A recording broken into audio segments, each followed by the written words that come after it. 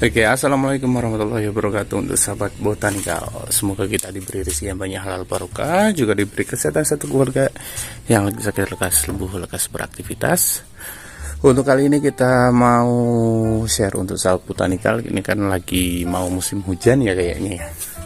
Nah ini udah lama nggak ngonten juga. Yang di sini ini adalah apukat yang kita rekomendasikan.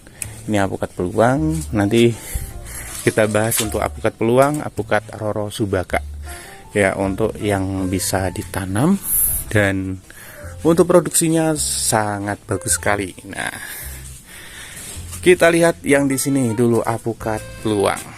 Salah satu yang jadi unggulan dari lokasi dataran rendah ataupun dataran tinggi ya. Ini kita rekomendasikan itu adalah apukat peluang. Ya, apukat peluang. Apukat peluang ini buat kami itu sangat ginjal sekali. Untuk umurnya dari si pohon tersebut kisaran 7 atau 8 tahunan ya. 8 tahunan. Jadi udah produktivitasnya udah tinggi. Buat kami, saya sangat puas ya, sangat pribadi sangat puas. Yang paling pokok itu adalah apukat yang sudah tumbuh ya, seperti ini ya, sahabat botanikal ya. Ini tidak ditolak di pasar ya. Ini masih kecil ya. Kalau untuk apukat peluang ini biasanya sampai besar 700 sampai 1 kg. Itu biar bisa jadi catatan untuk sahabat botanikal. 700 sampai 1 kg ya. Jadi apukatnya termasuk apukat yang gede.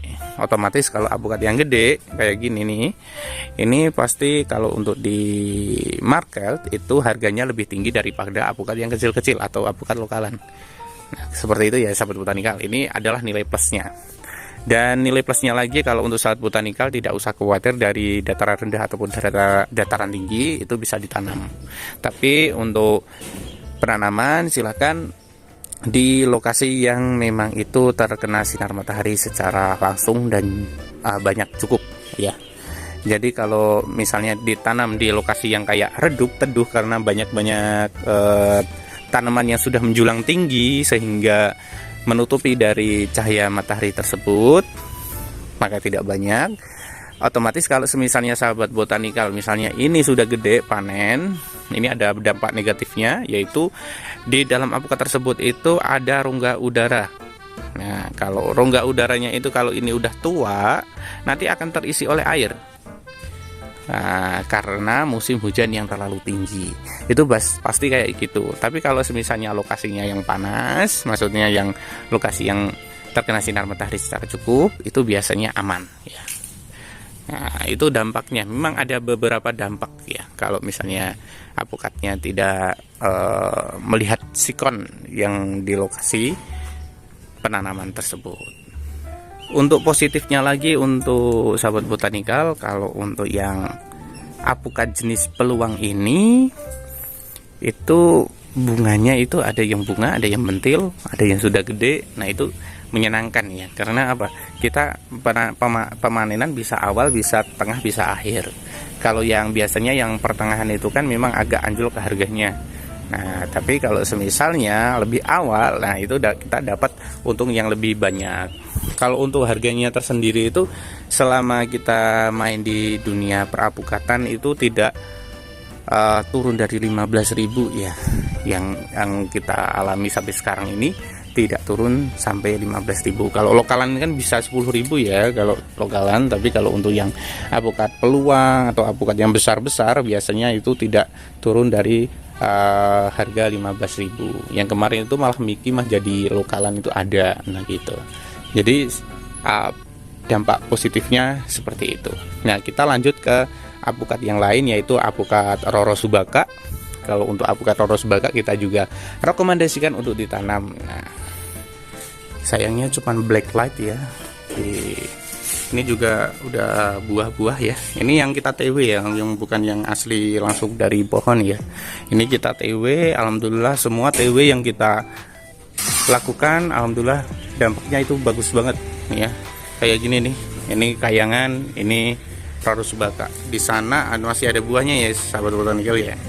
Nah, itu lihat. Nah, Ini kalau apukat Roro Subaka kenapa kita anjurkan untuk ditanam itu dikarenakan memang gampang berbuah. Tentunya tidak hanya itu, tapi melainkan kalau untuk yang apukat Roro Subaka ini ditanam di dataran rendah, dataran tinggi juga bisa. Dan kenyataannya ya memang ada perbedaannya ya, agak berair sedikit kalau misalnya di lokasi yang dataran tinggi. Tapi semua apukat yang kayak gitu ya, jadi lebih berair di dataran tinggi. Nah, tetapi dari segi kegenjahannya, nah kita yang suka itu kegenjahannya. Untuk segi rasa, semakin sedikit air pas buah kita petik, maksudnya sudah tua kita petik, otomatis semakin legit.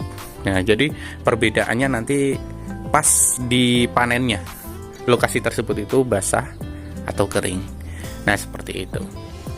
Dampaknya buat kami yang Roro Subaka ini, kita rekomendasikan untuk ditanam. Dan kita memang memperbanyak bibitnya. Dikarenakan apa? Dikarenakan kita dampaknya untuk perekonomian itu bagus ya. Jadi kita tidak hanya menjual bibit, melainkan kita juga tahu dampaknya. Kadang kan ada yang tanya Red Vietnam ya, seperti itu ya.